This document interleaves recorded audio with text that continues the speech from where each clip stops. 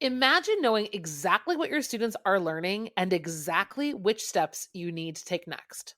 Join us in Down with the Reading Quiz to craft meaningful and productive formative assessments that move away from gotcha moments of basic recall and toward assessing what your students actually can do. In this 30-minute free masterclass, we'll share 3 powerful assessment keys that work for any novel at any time of the year. Head to shop.bravenewteaching.com/masterclass to sign up, and we'll also send you a free workbook to keep track of all your notes. Once again, that's shop.bravenewteaching.com/masterclass to nail formative assessments forever. Hey, Amanda. Hey, Marie. What are you up to later? Want to join me for happy hour?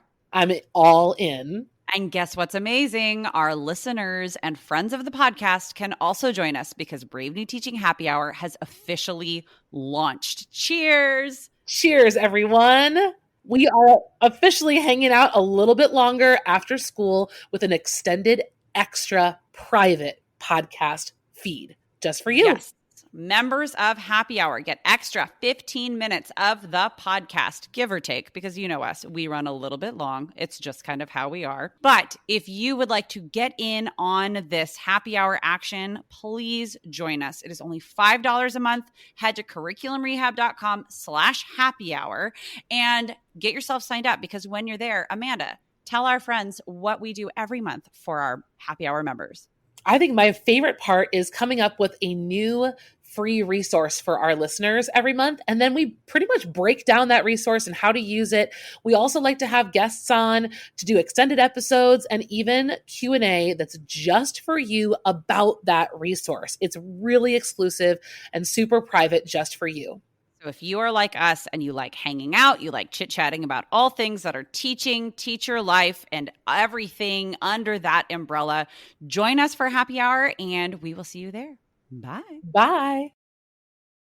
Well, hello and welcome back to Brave New Teaching, and welcome to the third of 4 episodes in our series, The Best Thing I Ever Taught. I'm excited because today is about assessments. And I don't know why I get so excited about assessments, but Amanda does too. She's smiling. I'm also smiling because I want everyone to know who was really wondering and you were concerned from the last episode. I did, in fact, get my sandwich. So I want you all to know that I was very happy when I got my sandwich. I did not get my sandwich that day, but I made it the next day in like a sandwich bar situation where there was like sleepover palooza at my house, children building their own subs. Mine had everything a child won't eat on it. I just want to make sure that we give the people what they really came here for. Listen, yeah, waiting with bated breath. Like, we get it. We made you wait for 7 days to find out about the Italian sub situation. And now let's talk about lava cake. No, just kidding. Let's get That didn't happen. Don't know what we're talking about. You have to listen to the last episode because we got very hungry talking about the best things we ever taught group work style. And that's the only context I'm going to give you. Listeners. And now we're going to talk about the best thing we ever taught, assessment style, because we are continuing this series. Yes. We love doing things in series because that gives you the chance to kind of listen to things as a group and they work together. And it's just a beautiful thing. Yes. This one probably won't make us hungry. Let's find out, shall we? We're going to talk today about a little bit about assessments. We've got a masterclass coming up for you very, very soon. This is coming out a few weeks before we are re-releasing a new version of our formative assessment masterclass called Down with the Reading Quiz. It's a whole new recording of the masterclass. We will be there for questions and answers. It's going to be right after Thanksgiving, like we like to do around Black Friday. Spoiler alert, we'll have a sale coming up for Curriculum Rehab. But the biggest thing we want to talk about today is assessments. Specifically, formative assessments are like our favorite things. So that's where we're going with this. And if formative assessments are something that you want new ideas for, you want to work on, you're just kind of wondering what the heck we're talking about, head to our show notes because we have got some live masterclasses coming your way. Down with the Reading Quiz. It's 3 of our favorite formative assessments, really broken down, where our like thought process behind them, what they do for students, what information they give us as educators, how we create them, how we grade them. Yes, it is coming up in November and we are pumped. And if you have already attended this, we're not telling you not to come. You're welcome to come. We're going to be telling a lot of the same information. But what I would say to you is would you invite someone? Would Yeah, you bring a friend. share this with someone who would really benefit from rethinking how formative assessment works in their classroom, because we'd really like them to be there. Absolutely. We do get a lot of, a lot. I'm not going to be like, the influencer who's like, everybody keeps asking me about my lip gloss. No, but we do get a lot of questions about how do I share this with my department? Or I have a teacher in my department who would really benefit from this, and I'm not quite sure. Like, what would you say? Say, hey, I'm going to look at this masterclass. Do you want to do it with me? It's totally free. We give you all the ideas, and then all you have to do is say, hey, what did you think? So head to the show notes, register, get yourself all signed up for free for Down with the Reading Quiz, the live masterclass. We are very excited about it. And there's Q&A from us all involved with it. And these are the things that have really been game changers in our classrooms. Now, we are going to start getting into our best ever, favorite ever assessments. But first, cue the music.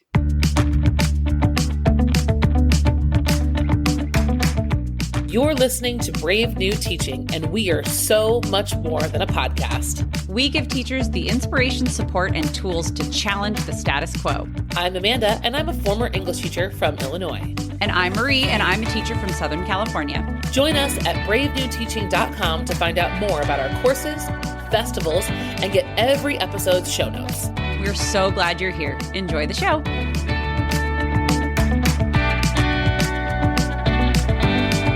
All right, friends, you've heard us talk a lot on this podcast in our little corner of the internet that we call Brave New Teaching about assessments, specifically our Sesame Street quiz assessment that we've talked about quite a bit.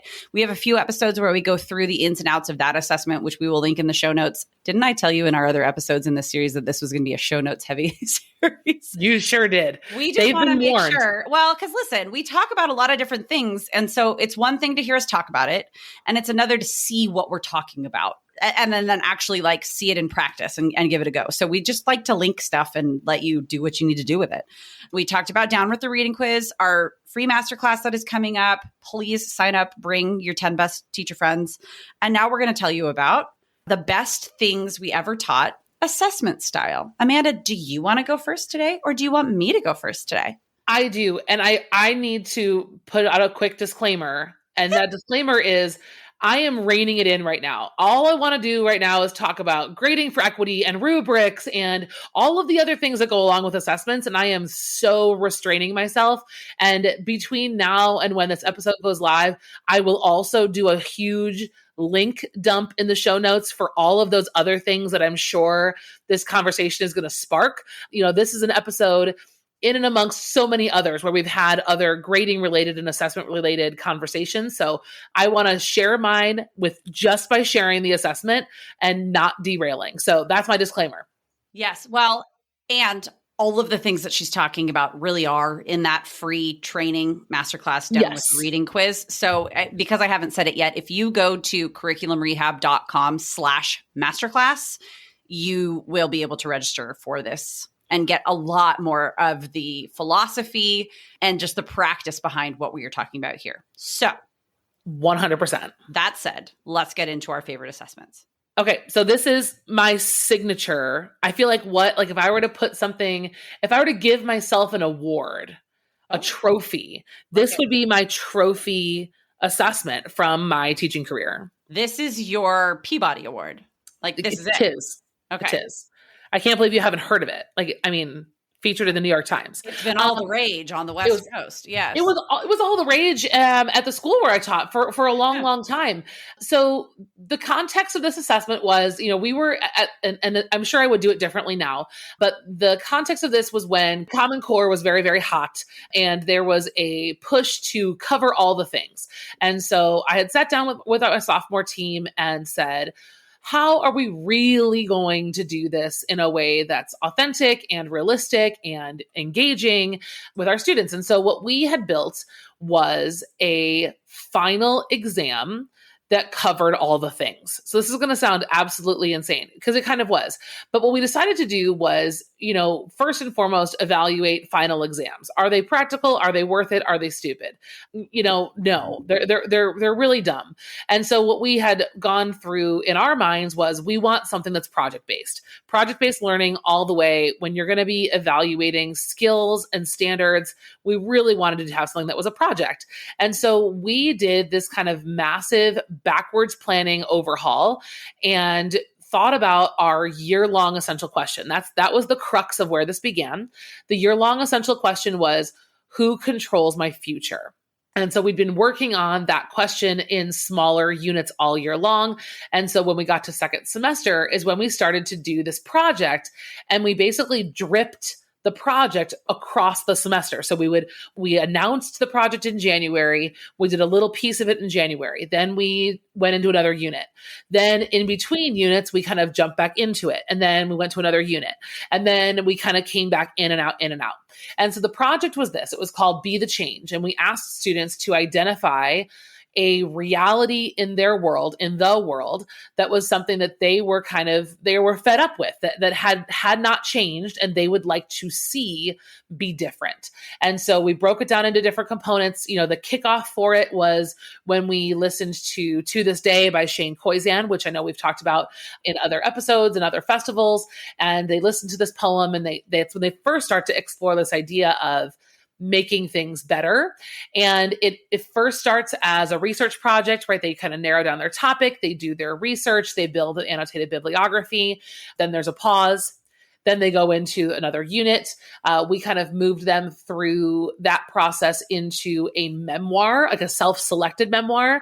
They chose an independent reading book that was a personal experience of someone going through a scenario related to their topic. And then another component of this was doing some writing. They did a couple of writing pieces. And the conclusion, which was like the most amazingly epic part of it all, was that they had to do something. They had to go out into the community and do some community service, some kind of actionable step to make that change. So there were students who ran social media campaigns raising awareness. There were students who went physically to food banks and to feed my starving children. There were students who had that difficult conversation with a parent that they've never had before. Wow. I mean, everyone's, do something was very different. And the conclusion of the project was at final exam time, we invited the entire sophomore class to the high school in the evening, and we set up like a science fair type of experience. And so it was more like a research fair.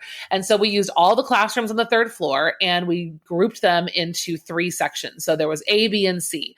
So you presented either during A, during B, or during C. And so when you were not presenting, you were watching other people's presentations. And so you had to commit to a room though, right? Like it was during A, you were presenting, or you were choosing one room to go watch presentations.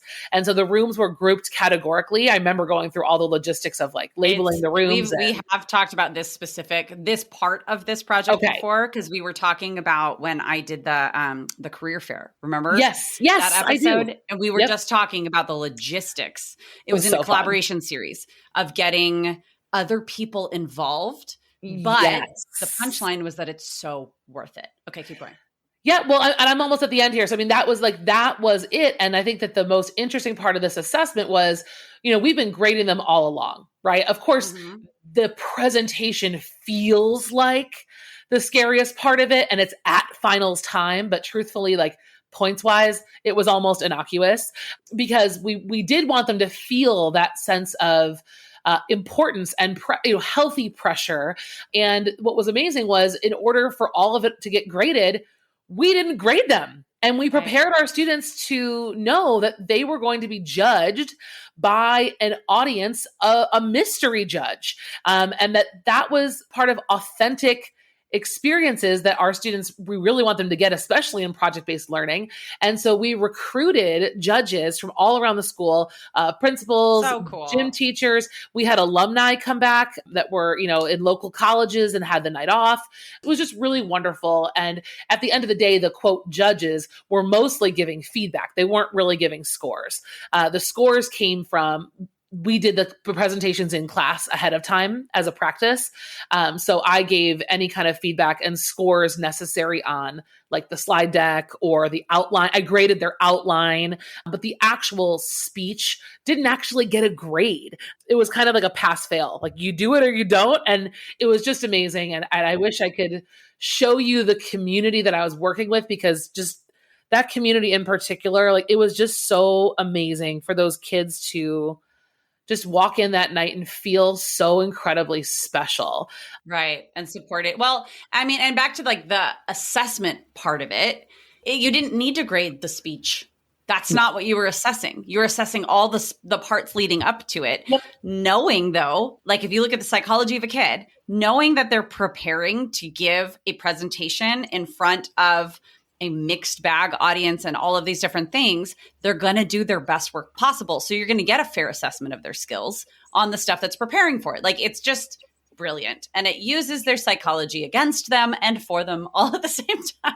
All at the same time. And kind of like we talked about the last episode, we talked about group work. I mean, this was a group effort across the sophomore class. I mean, just the community building aspect, like we talked about with your classroom, Marie, was the biggest, benefit of that. And assessment can get tricky, with what's fair and what's not. And so I think that if you have something similar where you can break a large number of things up across a larger period of time, it ensures time for revision. It ensures that there are going to be days that are really bad and ones where they can recover. So it creates benchmarks. The community building is you created a rite of passage for students. Like it's, and it's something that like you could do on the large scale that Amanda was just talking about, or you could make much simpler and invite other teachers to come into your classroom only. Like it could just be self-contained.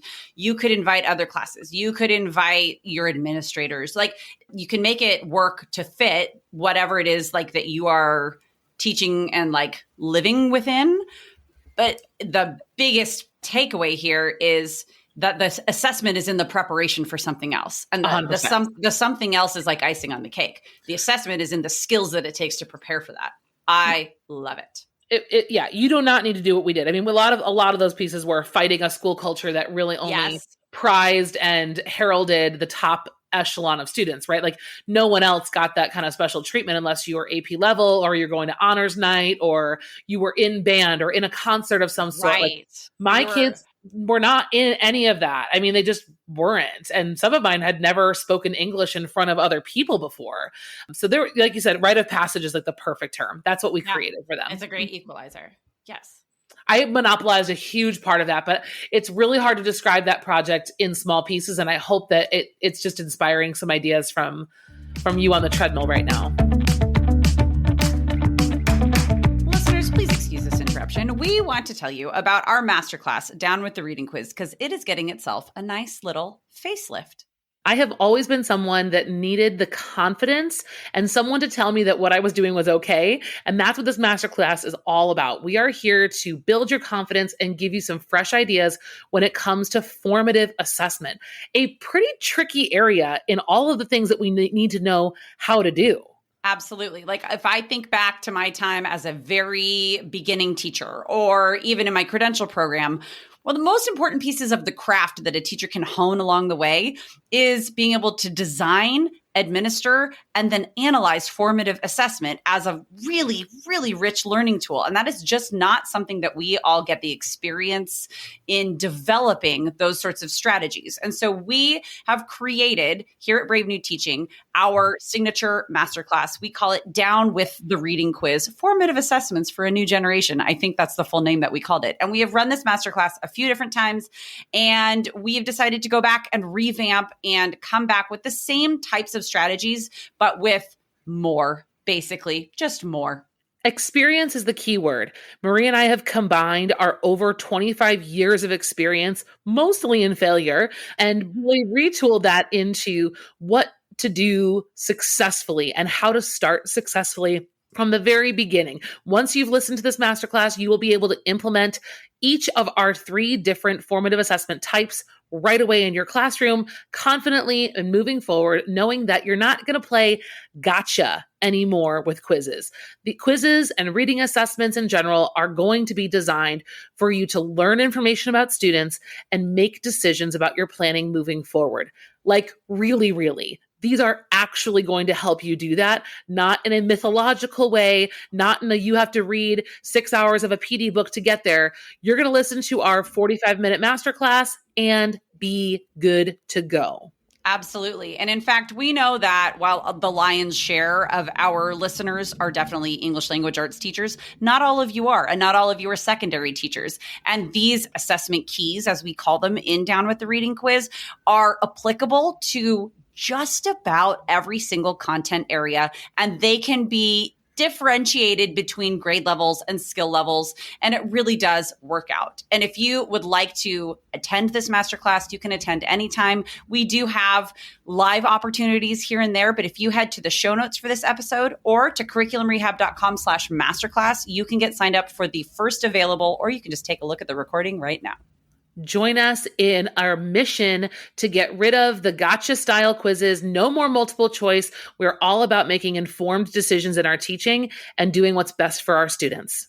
Let's take that dirty word data and actually make it work for you by creating and administering and analyzing formative assessments that really are one of the most important tools for learning in your classroom. That again is curriculumrehab.com/masterclass, or just pop down to the show notes for this episode.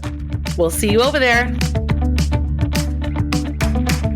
So the assessment that I have to share today is definitely, I use it as a formative assessment, but it can be used as both formative and summative.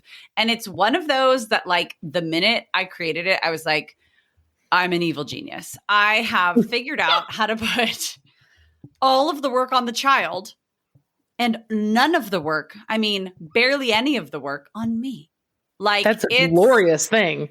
It's amazing. And it's one of those that, like, you were telling me actually that I was an evil genius, and that's what made me realize I am. And listeners, when I tell you about this assessment, you're going to need to remember that it needs to be adapted however it needs to be adapted, right? Like it needs to be what it needs to be for you, for your students, for their needs, for their level, for their age, as always. Capacity. Yes, that's like our disclaimer. Like some podcasts are like, listen, there's a podcast I listen to called Forever 35. I'm always trying to get Amanda to listen to it. And their disclaimer at the beginning is, we want to remind you, we are podcast hosts, not doctors. We cannot give any medical or, advice, blah, blah. I mean, we are professional teachers, absolutely, but we're not in your classrooms. So you're the educator in the room. I know you all know this, but sometimes you just need that license to change things that you hear about to make them work for you. This is a DIY close read assessment. DIY means they do it themselves. Students create their own close read on whatever it is that I want them to create a close read on. And they reverse engineer basically the activity that they have been doing all year long. Amanda and I talk all the time about the beauty and the function of templates and templating, the strategies that you use, the instructional strategies, the practice. Something we talk about in Curriculum Rehab quite a bit is using templates, not as like a cheat. I think that when we say templates, sometimes people will roll their eyes and say, oh, you just want me to go into the file cabinet and pull something out. No. Our take on templates is that it creates stability and it cancels out anxiety for students, especially when they're doing difficult tasks like legitimate close reading analysis activities with text. So, with all of that said, by the time I'm going to be using this assessment in a class, students have been doing close reads for a minute with me. They know the template. They know what to expect. They understand how to analyze and how to annotate, first of all. They know the mechanics of it all and the expectations there. And then what I ask them to do is reverse engineer the entire process. So they are used to getting a sheet that's got a block of text from something that they have seen, or maybe it's a cold read, depending on what we've done. And they've got some different questions and prompts that are angling them at analyzing for generally certain topics, things that have to do with our essential question, and some different literary devices, maybe something that we're using for like the vehicle for the analysis.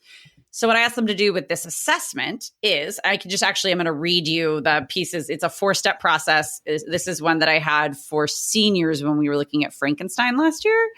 The first thing they have to do is choose a passage from the chapters we read that illustrates a particular ethical dilemma. We were talking about like bioethics and ethical dilemmas, etc. They needed to find the passage and either literally take a picture with their phone, or if it's an ebook, take a screenshot, and cite the page number and chapter number.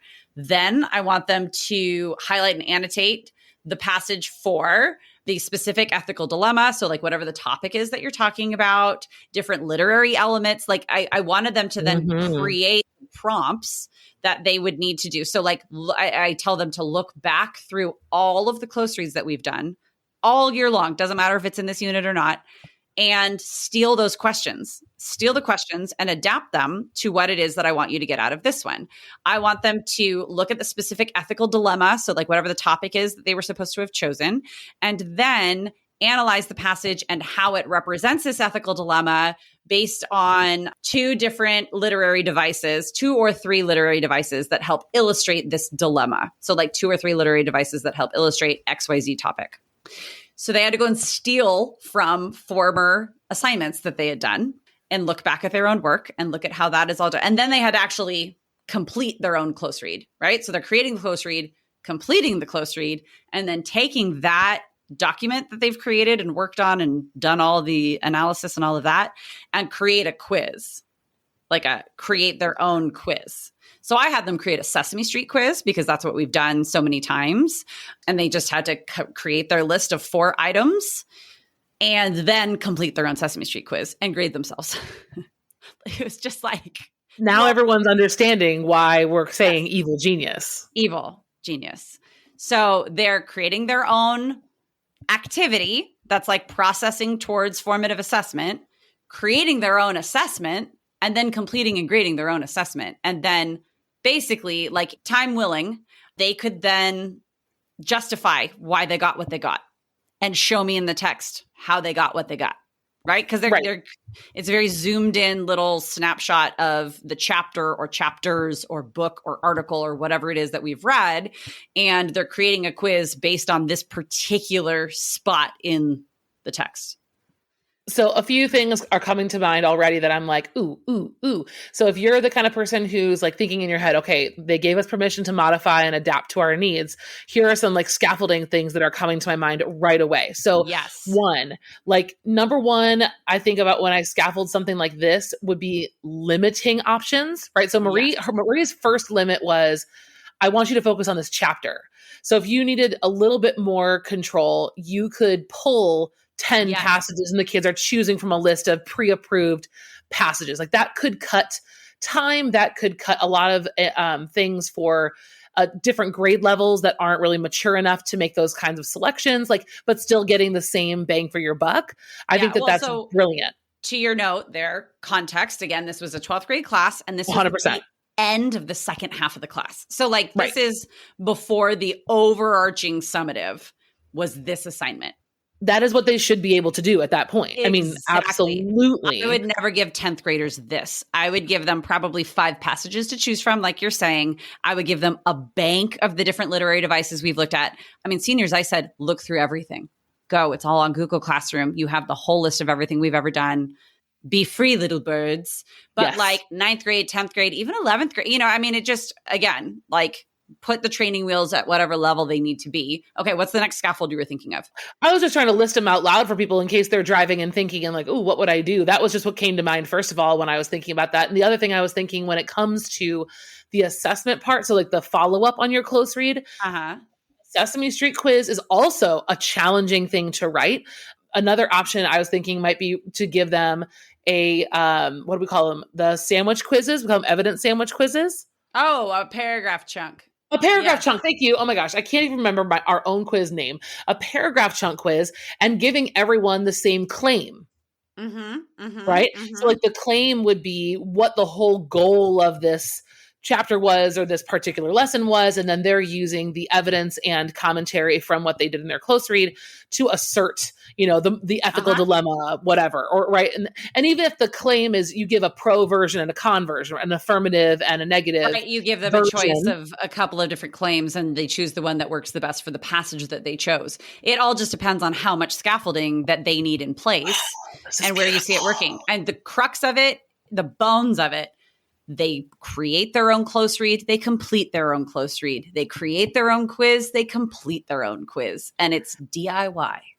And if you are in need of some quiz ideas, in the masterclass that we're running that we already told you about, there are 3 types of formative quizzes that I think would all work beautifully. All 3 of them. Sesame Street, paragraph chunk, 1-pager. All of those would be golden for this same assignment 3 different ways.